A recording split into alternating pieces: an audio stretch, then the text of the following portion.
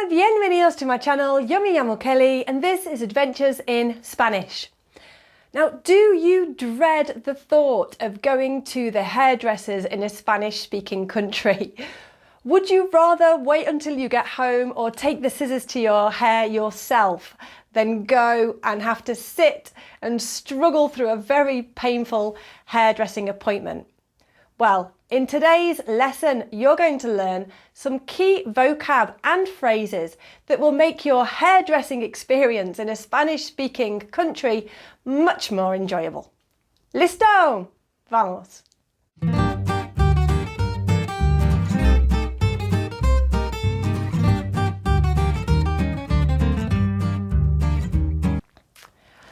Okay, so just like in the UK, hairdressers all over the world are social areas, social places.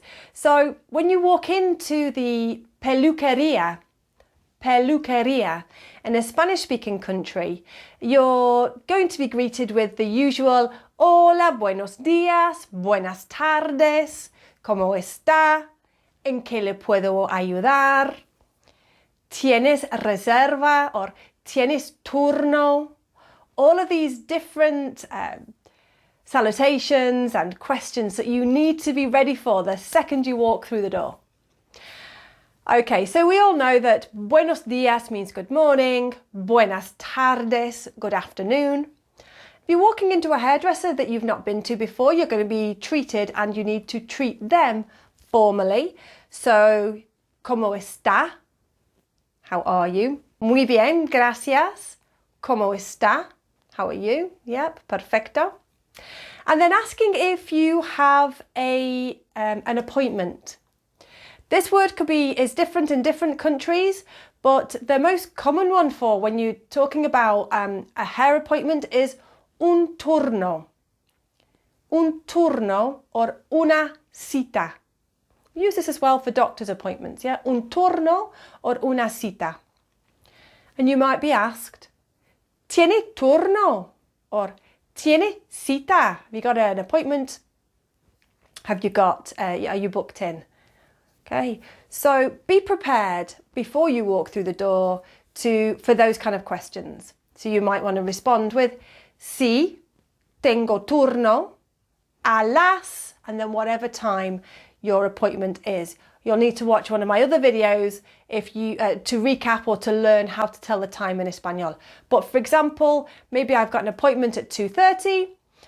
I say, sí, tengo turno a las 2:30 or a las 14:30. Remember, a lot of Spanish-speaking countries use a 24-hour clock when telling the time. Okay, perfecto. Maybe your appointment is on time. You might be lucky. You might just get asked straight away to pasa, come through, pasa. Or you might get asked to just take a seat for a while, yeah? Toma asiento. Toma asiento. Either way, being polite and saying gracias is what you'll need to do. Gracias. Perfecto. So some key verbs to do with being at the hairdresser. First thing you're going to do is you're probably going to have booked to have your hair washed. Lavar. Lavar. And you might be asked, lavamos. Are we washing it? Yeah? Lavamos. Remember to make a sentence into a question. We have upside down question mark at the beginning and a normal question mark at the end. And vocally you need the rising intonation. So lavamos, we are washing, becomes lavamos, are we washing? Perfecto. Sí, lavamos, por favor. Okay, then you have your hair, a lovely, wonderful experience of having your hair washed. Perfecto. While you're having your hair washed, you can kind of be going over your vocab and preparing yourself for the next part of the conversation. Okay, you'll be asked to pasar again, yeah, come over here, toma asiento, take a seat. And then, ¿qué hacemos? What are we going to do? ¿Qué hacemos? What are we doing? That's the hairdresser asking you, what are we doing with your hair? Yeah? ¿Qué hacemos? Okay, so we've had the verb lavar, means to wash. Are you going to have your hair coloured? Are you going to have it cut? So to colour, as in colouring hair, the verb is teñir. Teñir. And then you might want to talk about specific colores. You will have prepared these before you go to the hairdresser, I'm sure.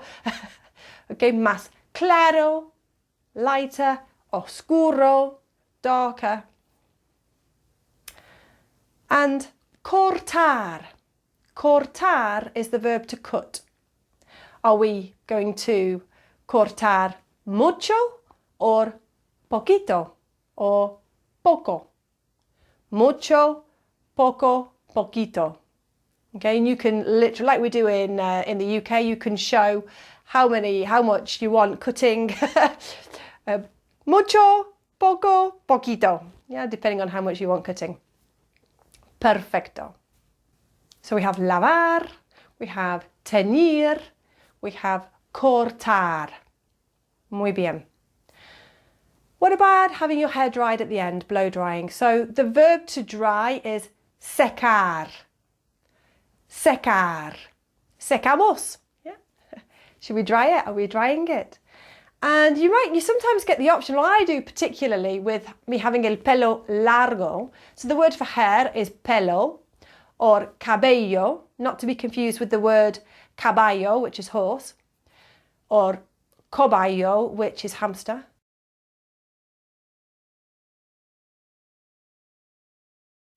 So pelo largo. If you've got pelo largo, you might be given the option of it being to secar liso, straight, liso, or ondulado, wavy, or rizado, yeah, curly hair, rizado.